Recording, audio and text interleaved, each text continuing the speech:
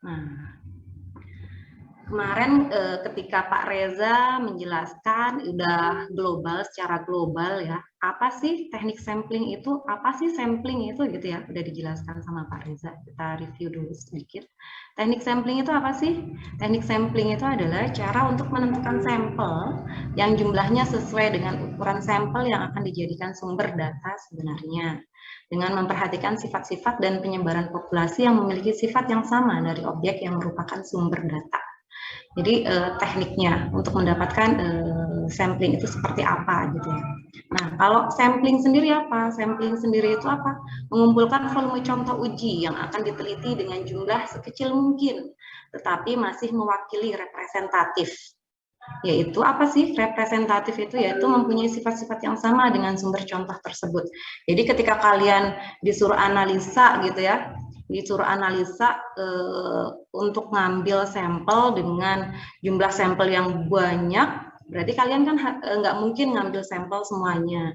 Jadi kan kalian hanya ngambil sampel secukupnya saja, kira-kira berapa yang dibutuhkan untuk analisa itu, tapi dengan catatan sampel yang diambil itu harus representatif, itulah sampling. Tapi caranya gimana pengambilannya? Nah, kita di sini belajarnya untuk pengambilan sampelnya di sini, di praktek teknik pengambilan sampel ini. Sampling itu seperti apa gitu ya. Nah, kemudian karena kita belajar, saya menjelaskan tentang air limbah. Nah, air limbah atau limbah cair industri itu apa sih? Limbah berupa cairan yang keluar dari setiap tahap proses produksi, berupa air sisa, air bekas pakai proses produksi, termasuk bekas pencucian peralatan dari suatu kegiatan industri, sesuai dengan ketentuan peraturan perundang-undangan di bidang lingkungan hidup. Air limbah industri harus dipantau setiap waktu yang ditetapkan. Jadi air limbah di industri itu ya ini, air sisa, air bekas proses produksi, semua kegiatan produksi gitu ya. Kecuali di luar yang air yang apa namanya, di septic tank beda. Air limbahnya akan beda cara itunya, samplingnya. Nah, ini air limbahnya yang di sini difokuskan dari air sisa, air bekas proses produksi, dan dari dari semua kegiatan industri. Nah, kalau menurut SNI apa air limbah itu? Air limbah adalah sisa dari suatu usaha dan atau kegiatan yang berwujud cair. Nah, ketika kalian datang ke industri sebagai petugas sampling, nah ketika kalian disuruh sampling, ditugaskan untuk sampling air limbah, berarti yang pertama kalian lihat adalah industri ini mempunyai IPAL apa tidak. Gitu ya. Sebelum sampling kan harus kalian ketika menjadi petugas sampling itu kan kalian nggak langsung sampling, tapi apa? Kalian harus menyiapkan dokumen-dokumennya terlebih dahulu gitu ya. Kemudian kalian harus survei lokasi terlebih dahulu. Kemudian kalian harus menyiapkan preparasi wadah dulu, kemudian peralatan-peralatannya apa aja gitu kan harus disiapkan. Jadi sebelum sampling itu apa aja nih yang harus disiapkan, itu yang harus disiapkan terlebih dahulu sebagai petugas sampling. Nah, petugas sampling itu kan juga harus kompeten, jadi nggak asal. Jadi petugas sampling itu juga punya sertifikat ya, sertifikat sampling. Jadi nggak semua orang bisa sampling gitu. Berarti harus ada harus kompeten, harus punya sertifikat sampling juga. Nah, ketika kalian datang ke industri ditugaskan untuk sampling air limbah, kalian itu kan nanti bertugas untuk menentukan titik lokasi sampling. Menentukan titik lokasi sampling, di mana sih titik lokasi sampling yang paling tepat di industri ini untuk sampling air limbah, kayak gitu, itu harus dilihat. Terus yang harus diperhatikan juga adalah industri ini punya IPAL apa tidak, karena perlakuannya akan berbeda. Ketika industri ini punya IPAL atau tidak, teknik samplingnya akan berbeda yang dipakai. Nah, yang pertama adalah lokasi pemantauan dan titik pengambilan sampel air limbah harus representatif, yang tadi saya bilang. Representatif berarti harus mewakili dari air limbah tersebut, sehingga data yang diperoleh dapat menggambarkan kualitas air limbah yang akan disalurkan ke perairan penerima. Perairan penerima ini maksudnya adalah sungai ya. Nah, kemudian karakteristik air limbah industri wajib diperiksa baik di inlet maupun di outlet dari instalasi pengolahan air limbah IPAL atau industri. Jadi ketika industri itu punya IPAL, berarti air limbah yang sebelum diolah dan setelah diolah itu harus dianalisa untuk melihat karakteristik air limbah tersebut di industri tersebut. Nah, inlet itu apa? Outlet itu apa? Karakteristik air limbah di inlet itu adalah titik tempat masuknya air limbah sebelum dilakukan pengolahan di IPAL. Harus diketahui untuk menentukan pengolahan yang akan dilakukan di IPAL. Jadi inlet ini adalah air limbah yang belum diolah. IPAL itu kan instalasi pengolahan air limbah. Jadi ketika sudah masuk IPAL berarti ada proses pengolahan air limbah tersebut. Nah, ketika kemudian outlet itu apa? Outlet itu adalah tempat keluarnya air limbah yang telah diolah di IPAL menuju ke badan perairan penerima harus memenuhi baku mutu sesuai peraturan pemerintah Menteri Lingkungan Hidup nomor 5 tahun 2014. Jadi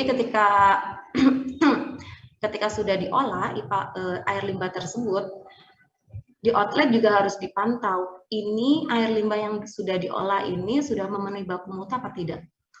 Nah, ketika sudah memenuhi baku mutu, berarti sudah boleh dikeluarkan di perairan penerima seperti itu. Nah, jadi meskipun punya IPAL itu nggak sembarangan terus boleh langsung dibuang gitu nggak, tapi harus tetap dipantau. Untuk melihat apa IPAL ini bekerja dengan baik tidak, kayak gitu ya. Untuk melihat bagaimana IPAL itu bekerja dengan baik, kemudian untuk melihat efisiensi IPAL untuk melihat kualitas air limbahnya seperti itu juga harus dipantau.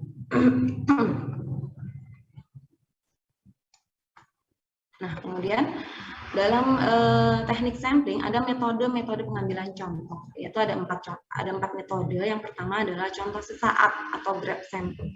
Nah, ini contoh sesaat ini adalah pengambilan sampel dengan volume yang dibutuhkan pada saat itu dan pada lokasi tersebut, pada satu lokasi tersebut gitu ya. Jadi di satu tempat pada satu waktu gitu. Itu adalah contoh saat. Nah, kalau contoh gabungan waktu adalah pengambilan sampel di satu tempat tapi dengan beberapa waktu. Beberapa waktu itu bisa pagi, siang, sore, pokoknya dalam satu hari itu bisa beberapa kali pengambilan sampelnya. Itu adalah contoh gabungan waktu composite sample. Nah, kalau contoh gabungan tempat, integrated sample ini adalah pengambilan sampel pada waktu yang sama tapi di beberapa lokasi yang berbeda. Nah, itu adalah contoh gabungan tempat atau integrated sample. Nah, kalau contoh gabungan waktu dan tempat adalah pengambilan sampel pada beberapa lokasi dan beberapa waktu. Nah, ini kapan ini dipakainya? Nah, kita lanjut ke slide selanjutnya. Nah, tadi yang sudah saya singgung sebelumnya, jadi lokasi dan titik pengambilan contoh itu bagaimana cara menentukan. Jadi lokasi pengambilan contoh air limbah industri harus mempertimbangkan ada atau tidaknya IPAL. Jadi ketika datang ke industri harus melihat ada atau tidaknya IPAL. Kemudian contoh harus diambil pada lokasi yang tengah mengalami pencampuran secara sempurna. Maksudnya di sini adalah agar sampel yang diambil representatif. Nah, kita langsung ke industrinya. Nah, di sini ada dua industri yang mempunyai IPAL ya. Jika kalian datang ke industri yang mempunyai IPAL, bagaimana cara menentukan lokasinya? Jadi nanti tugas kalian itu ketika praktek adalah ketika menjadi petugas sampel, kalian harus bisa menentukan titik lokasi sampel dan teknik apa yang dipakai, metode apa yang dipakai. Nah, itu adalah tugas kalian nanti ketika sampling di praktek offline. Nah, jika kalian datang ke industri yang mempunyai IPAL, ada dua nih tujuannya, yaitu untuk melihat keperluan evaluasi efisiensi IPAL dan untuk keperluan pengendalian pencemaran air. Nah, bagaimana nih kalau ini contoh, ini adalah gambarannya.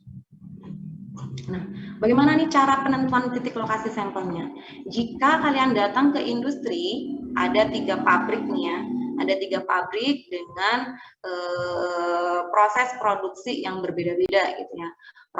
Pabrik A, kemudian kita melihatnya ke saluran air limbahnya. Pabrik A mempunyai saluran lokasi yang A di sini.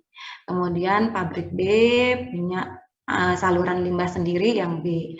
Kemudian pabrik C punya saluran limbah sendiri yang C. Nah, kemudian dari masing-masing saluran limbah ini kemudian disatukan nih menuju ke IPAL. Nah, 2 ini adalah yang saluran yang disatukan, ini adalah inlet berarti. Di sini berarti udah ada pencampuran ya. Berarti udah ada pencampuran, berarti kemudian masuk ke IPAL. Nomor 2 ini adalah berarti inlet sebelum diolah. Kemudian masuk ke IPAL. Disinilah diproses air limbahnya. Kemudian setelah diproses, kemudian setelah diolah air limbahnya, kemudian dikeluarkan. Nah, dikeluarkan ini adalah di 3 ini adalah outlet. Ya. Kemudian setelah sesuai dengan baku mutu, kemudian baru dikeluarkan di air penerimaan terakhir gitu ya, di sungai. Nah, di sungai ini kan ada hulu dan hilir gitu ya. Jadi ada air sungai yang belum tercampur dengan air limbah dan ada air sungai yang sudah tercampur air limbah. Jadi air sungai yang belum tercampur air limbah ini berarti disebut upstream. Kemudian yang air sungai yang sudah tercampur dengan air limbah ini disebut adalah dengan downstream. Nah, sekarang saya nanya nih, kita diskusi ya di sini. Saya minta aktif. Nah, jika kalian ditugaskan menjadi petugas sampling di industri ini, industri yang punya IPAL, kemudian ditugaskan untuk sampling dengan tujuan keperluan efisiensi IPAL. Kira-kira titik lokasi yang paling tepat di mana?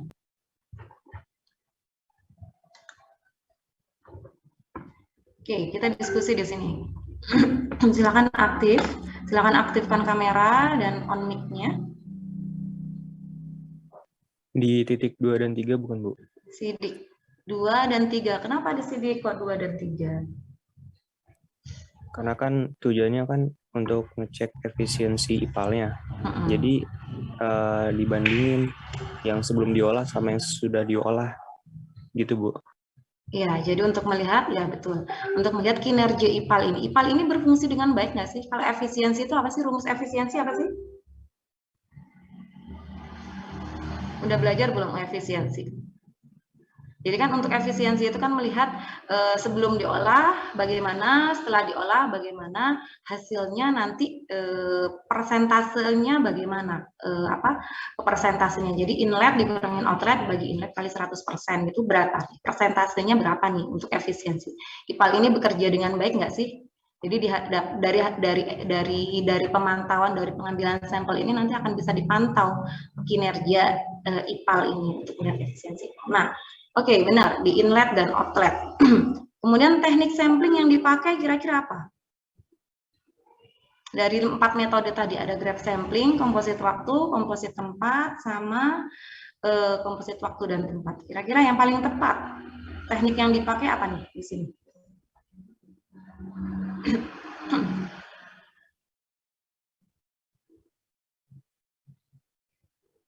Komposit waktu ya.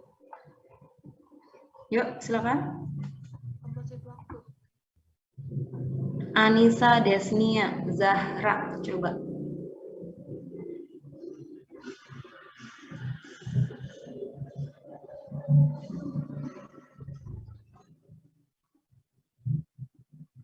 Anissa Desnia hadir? Hadir, Bu. Oke, silakan. Kira-kira teknik yang paling tepat, metode samplingnya yang paling tepat untuk pengambilan sampel di sini untuk efisiensi IPAL yang mana? Tadi Sidik udah ngebantuin, oke, titik lokasinya di inlet dan outlet di nomor 2 dan nomor 3. Nah, sekarang teknik samplingnya apa yang dipakai yang paling tepat? Yang contoh gabungan tempat ya, Bu, mungkin. Soalnya contoh kan itu kan ada 2 titik yang diambil ya, di titik yang inlet sama yang outlet. Jadi mungkin di contoh metodenya itu menggunakan contoh gabungan tempat, Bu. Contoh gabungan tempat. Kalau contoh gabungan tempat itu berarti sampel A, sampel inlet, dan sampel outlet itu digabung, dicampur, baru dianalisa. Kira-kira kalau seperti itu hasilnya kelihatan nggak? Enggak, Bu. Enggak, berarti gimana? Jadi harusnya diapain ini sampelnya? Harus dianalisa masing-masing, ya nggak? Iya. Berarti harus diambil masing-masing. Sampel. Ya, jadi apa yang paling tepat?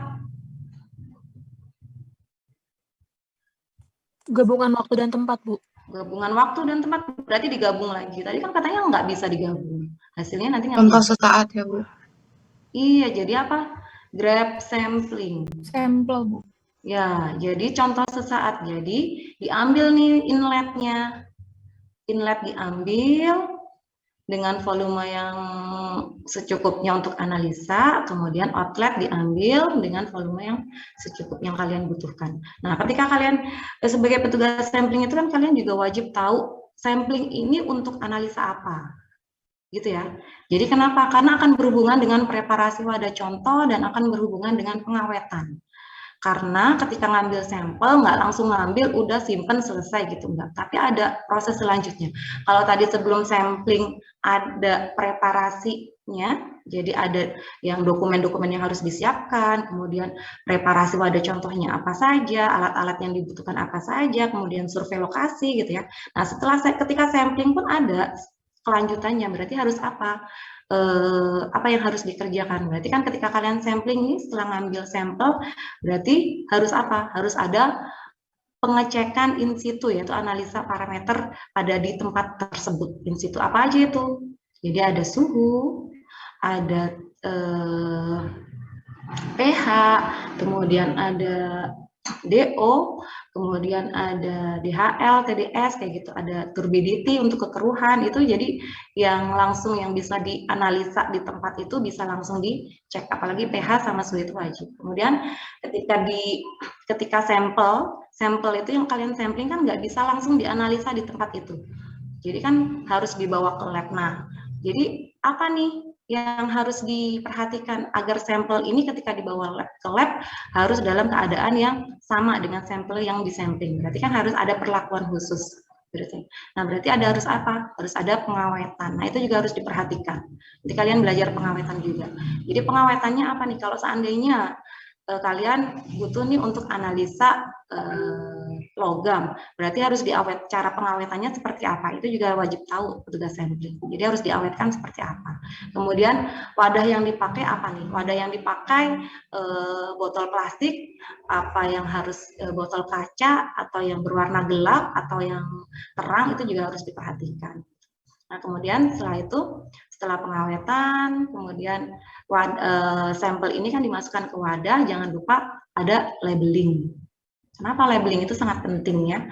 Karena labeling itu kan untuk mengidentifikasi dari sampel ini, untuk agar tertelusur gitu ya. Siapa petugasnya, kapan waktu samplingnya, jam berapa samplingnya, lokasi samplingnya di mana gitu ya. Kemudian samplingnya itu ini untuk analisa apa, pengawetannya menggunakan apa gitu. Jadi agar orang lab yang dikasih sampel ini tahu berarti sampel ini gitu. Jadi ketika ada masalah di sampel ini akan mudah akan mudah dipantau gimana untuk menelusurnya seperti itu. Jadi yang petugas sampling nggak harus menjelaskan ke orang yang ini loh sampelnya kemarin di sini kayak gitu enggak. Terus kemudian kondisi cuacanya seperti apa itu juga harus ditulis. Setelah hujan atau sebelum mendung atau setelah habis setelah produksi itu juga harus dijelaskan ketika di sampling industri. Nah, kemudian setelah itu juga ketika transporting itu juga harus diperhatikan. Kenapa? Karena perjalanan itu kan perjalanannya panjang ya, jauh gitu. Ketika biasanya samplingnya itu kan nggak dekat dengan lokasi analisa. Jadi kan harus diperhatikan juga. Sampel ini harus disimpan pada suhu di bawah 4 derajat. Nah, itu berarti kan kalian harus membawa apa? Full box, atau enggak di mobil samplingnya harus disiapkan kulkas kecil atau seperti apa, itu juga harus diperhatikan.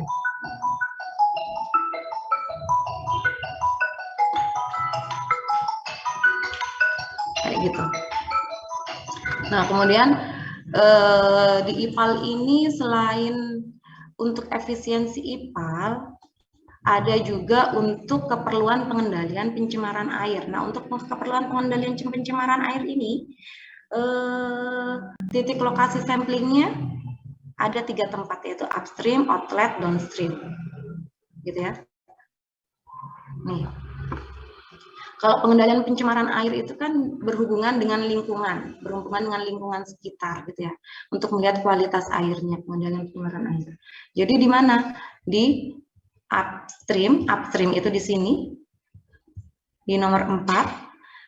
Kemudian downstream di 5, kemudian adalah di outlet. Kenapa kok diambil di 3 titik ini? Karena kita untuk melihat pengendalian pencemaran air. Air limbah yang dikeluarkan dari industri ini bagaimana nih di sungai yang dikeluarkan? Pencemarannya seperti apa gitu kan. Jadi untuk kehati-hatian juga gitu kan, untuk kehati-hatian juga apakah limbah yang dikeluarkan ini mencemari lingkungan apa tidak gitu. Jadi ketika ada yang komplain atau ada yang industri ini nih yang mencemari lingkungan, kita bisa memantaunya. Dari sungai yang sebelum disampling ini bagaimana kualitas air sungainya, gitu ya. Kemudian air limbah yang dikeluarkan ini bagaimana kualitasnya. Kemudian ketika air limbah ini keluar, kemudian setelah tercampur dengan air sungai ini bagaimana kualitasnya, itu bisa dipantau untuk pengendalian pencemaran seperti itu. Nah, teknik yang dipakai apa? Tetap grab sampling, karena dia tidak bisa digabung dari 3 lokasi sampling ini, nggak bisa digabung. Jadi masing-masing diambil kemudian baru dianalisa. Nah, seperti itu untuk industri yang punya IPAL. Sampai sini ada pertanyaan untuk industri yang punya IPAL? Jelas?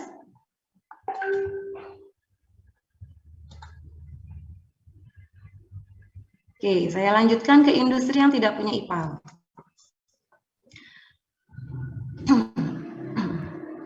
Nah, kalau kalian datang ke industri yang tidak punya IPAL, ini lebih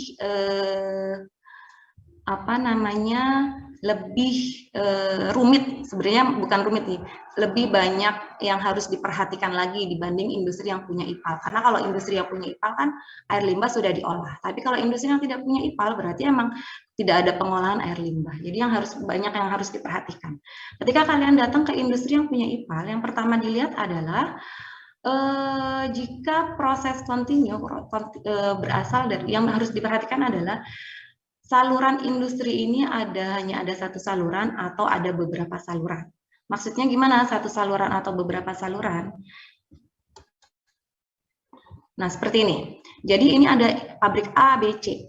Punya saluran A, B, C gitu ya. Tapi kemudian disatukan. Kita bersimulasi di sini, IPAL-nya ini adalah ditutup, disilang, bukan IPAL, dia saluran biasa, jadi 2 ke 3 langsung menjadi saluran biasa gitu ya. Nah, kemudian A, B, C ini digabung menjadi ke saluran 2, kemudian lanjut ke 3, karena dia tidak punya IPAL, jadi lanjut saluran biasa, kemudian menuju ke sungai. Ini adalah disebut satu saluran, industri yang mempunyai satu saluran.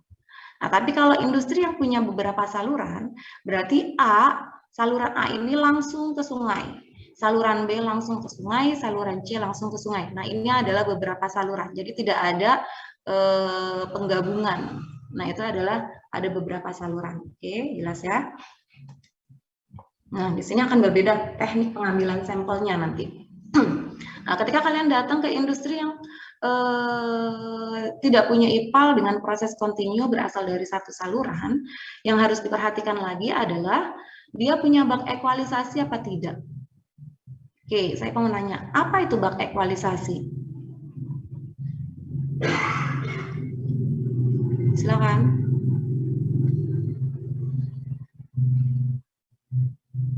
Muhammad Yusuf, bisa bantu? Apa itu bak ekualisasi?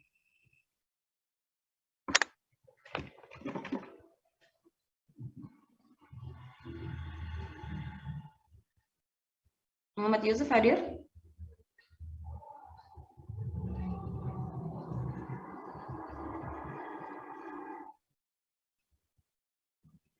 Yusuf? Ya, Bu, kenapa? Ya, apa itu bak ekualisasi, Yusuf?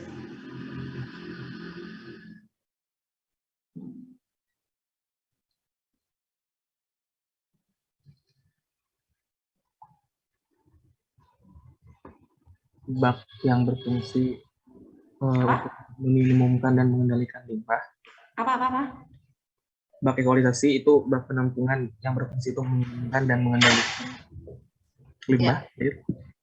Ya, jadi bak ekualisasi itu adalah bak penampungan. Ada proses pengolahan nggak ada, dia hanya menampung, gitu ya. Nah, industri itu ada yang punya bak ekualisasi. Ketika kalian datang ke industri yang tidak mempunyai IPAL, kalian juga harus melihat industri tersebut punya bak ekualisasi apa tidak, gitu ya.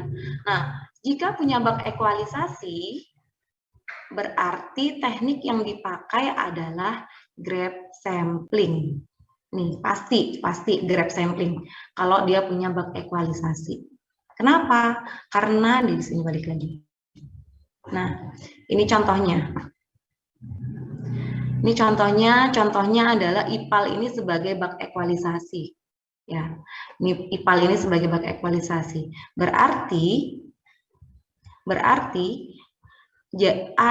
air limbah yang keluar dari industri ini kan masuk semuanya ke bak ekualisasi sini. Ya. Kemudian baru dibuang ke sungai. Nah, titik lokasi sampling yang paling tepat di mana kalau dia punya bak ekualisasi? Tekniknya tadi adalah grab sampling. Titik lokasi samplingnya di mana yang paling tepat?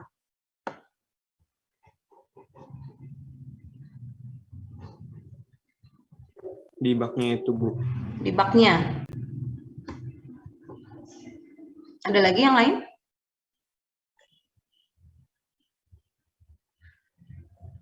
Belum ya. Gimana? Siapa? Yang perairan sebelum air limbah masuk ke badan air. Dan nomor berapa jadinya? Nomor 4. Nomor 4 di sini, di sungai. Bukan, Bu. Di mana?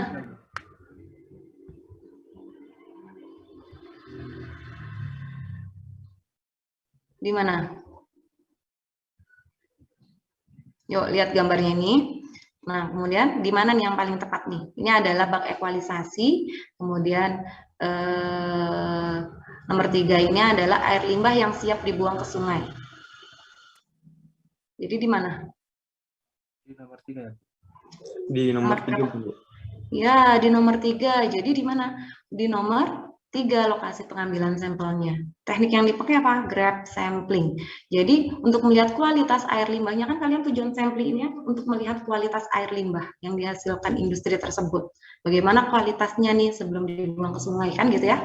Jadi yang paling tepat adalah pengambilan sampelnya adalah di lokasi sebelum air limbah tersebut dibuang ke perairan penerima. Di perairan penerima ini adalah sungai. Berarti yang paling dekat mana? Ya nomor 3. Pengambilan sampelnya. Teknik yang dipakai apa? Grab sampling. Yang itu jika dia punya bak ekualisasi. Tapi kalau dia tidak punya bak ekualisasi bagaimana? Kalau tidak punya bak ekualisasi, yang harus diperhatikan lagi adalah air limbah tersebut berfluktuasi atau tidak berfluktuasi. Maksudnya apa tuh berfluktuasi apa tidak berfluktuasi? Berfluktuasi itu adalah dia air limbah itu bergerak atau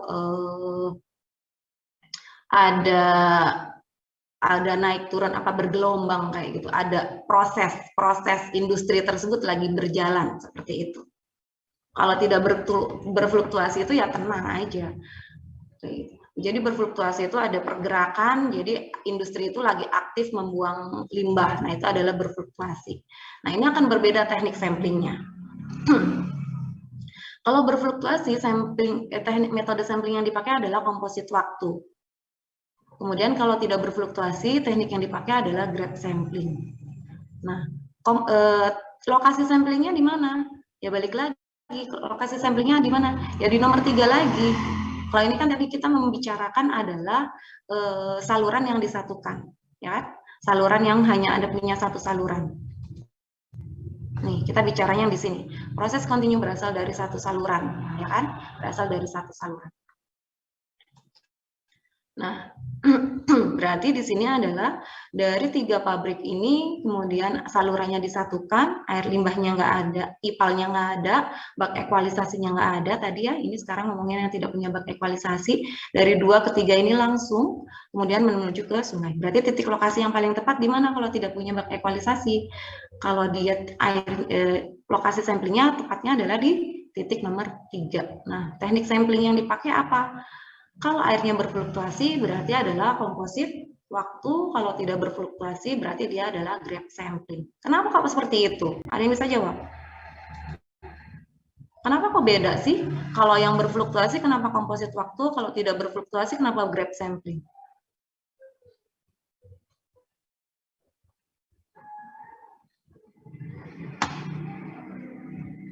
Ada yang bisa jawab?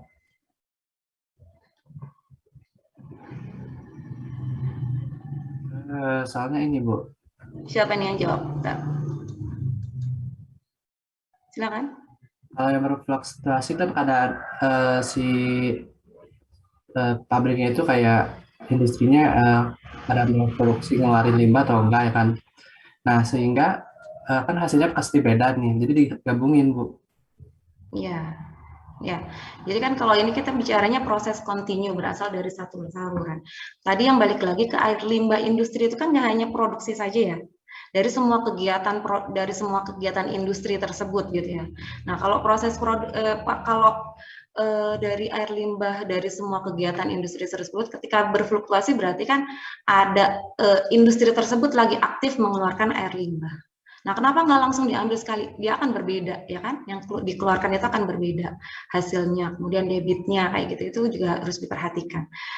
Karena akan berbeda, sumber air limbahnya juga akan berbeda ketika air berfluktuasi itu yang dihasilkan. Nah itu makanya ketika airnya berfluktuasi kita ngambilnya komposit waktu. Ngambilnya berapa kali? Ya tergantung menyesuaikan industri tersebut berapa kali waktu. Bisa pagi, siang, sore atau enggak 4 jam sekali atau seperti apa itu bisa disesuaikan. Kita diskusi terlebih dahulu biasanya dengan industri tersebut. Berapa kali waktu nih yang tepatnya pengambilan sampelnya gitu ya. Nah itu. Nah kalau tidak berfluktuasi berarti kan dianggap industri tersebut stabil air limbahnya gitu ya, sama gitu kan, seharian itu sama. Nah itu pengambilan sampelnya berarti apa? Grab sampling seperti itu. Terima kasih tadi ya, yang sudah menjawab tadi siapa? Ikhwan kah? Nah sekarang ke industri proses kontinu dari beberapa saluran. Nah ini dari beberapa saluran yang tadi. Kalau beberapa saluran berarti ada beberapa saluran yang langsung menuju ke sungai, jadi tidak disatukan salurannya. Nah ini yang harus diperhatikan juga adalah punya bak ekualisasi apa tidak. Kalau punya bak ekualisasi pasti teknik yang dipakai adalah grab sampling. Kalau tidak punya bak ekualisasi bagaimana? Tetap dilihat lagi. Dia berfluktuasi apa tidak berfluktuasi. Kalau berfluktuasi berarti dia komposit waktu dan tempat. Kenapa kok tambahan ada tempat? Karena ada beberapa saluran. Berarti tambahin komposit waktu dan tempat. Di masing-masing tempat tersebut disampling dengan beberapa waktu karena dia airnya berfluktuasi kayak gitu. Kalau tidak berfluktuasi, berarti pengambilan sampelnya apa? Komposit tempat. Berarti di masing-masing saluran tersebut diambil sampelnya di masing-masing lokasi air limbah tersebut yang langsung menuju ke sungai. Lokasinya di mana? Lokasinya yang paling tepat adalah sebelum air limbah tersebut masuk ke perairan penerima. Jadi sebelum dibuang ke sungai. Seperti itu. Jelas sampai sini? Ada pertanyaan?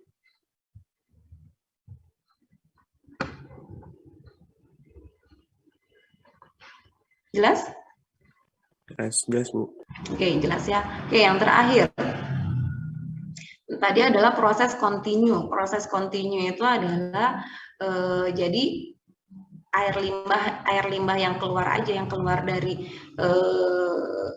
industri tersebut, dari kegiatan industri sehari-harinya seperti apa kayak gitu. Nah, sekarang ada industri yang tidak mempunyai IPAL dengan proses batch. Nah, kalau proses batch ini adalah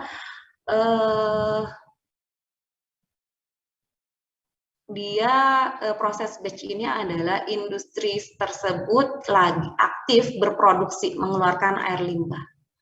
Jadi ketika industri ini produksi, ya berarti ketika lagi produksi berarti kan air limbah yang dihasilkan pasti berfluktuasi gitu ya. Beda dengan kontinu tadi. Kontinu kan emang keseharian dari industri tersebut. Jadi air limbah yang setiap harinya dihasilkan dari industri tersebut. Tapi kalau proses batch ini adalah industri tersebut sedang berproduksi. Jadi pasti air limbahnya berfluktuasi gitu ya. Nah, tetap dilihat Ketika kalian datang ke industri yang tidak punya IPAL, tidak punya, kemudian industri ini sistemnya adalah dengan proses batch, berarti dia industri tersebut lagi berproduksi, tetap dilihat adalah industri ini punya satu saluran atau ada beberapa saluran seperti yang kayak tadi. Nah, kemudian tetap dilihat industri ini punya bak ekualisasi apa tidak punya bak ekualisasi. Kalau punya bak ekualisasi pasti dia tekniknya adalah grab sampling. Kalau tidak punya bak ekualisasi, pasti industri ini akhirnya berfluktuasi. Karena dia lagi berproduksi, lagi aktif mengeluarkan air limbah. Nah, kemudian teknik yang dipakai apa? Teknik yang dipakai adalah komposit waktu dan proporsional saat pembuangan dilakukan. Nah, gitu ya. Jadi proporsional saat pembuangan dilakukan ini maksudnya gimana? Jadi ketika kapan nih industri ini kapan nih lagi produksi? Kapan nih ketika aktifnya membuang air limbahnya itu kapan? Nah, itu dipantau. Kalian samplingnya pada saat itu. Nah, kemudian kalau ada beberapa saluran di industri tersebut tidak punya bak ekualisasi airnya berfluktuasi, berarti teknik yang dipakai apa? Komposit waktu dan tempat, karena ada beberapa tempat. Dengan mempertimbangkan debit. Debitnya berapa nih?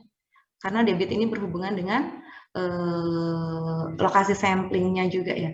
Berapa limbah yang dikeluarkan berapa meter kubik. Itu berapa, itu juga harus diperhitungkan ketika dengan proses batch dengan beberapa saluran seperti itu. Oke, nah terus kemudian setelah sampling yang tadi saya jelaskan, kemudian langsung sampelnya dianalisa, proses in situ, kemudian masukin ke botol sesuai dengan analisanya, kemudian jangan lupa pengawetan, kemudian transportingnya juga harus diperhatikan. Kemudian jangan lupa kondisi cuacanya juga ditulis, kemudian suhu udaranya juga ditulis, labeling sangat penting seperti itu. Oke, sampai sini ada pertanyaan?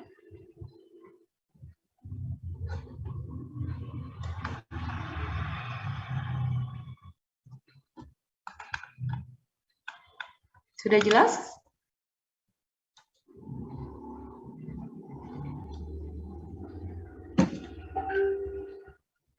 Sepertinya sudah jelas, Pak Reza, nggak ada pertanyaan. Kalau nggak ada pertanyaan, saya akhiri, saya cukupkan. Terima kasih. Assalamualaikum warahmatullahi wabarakatuh.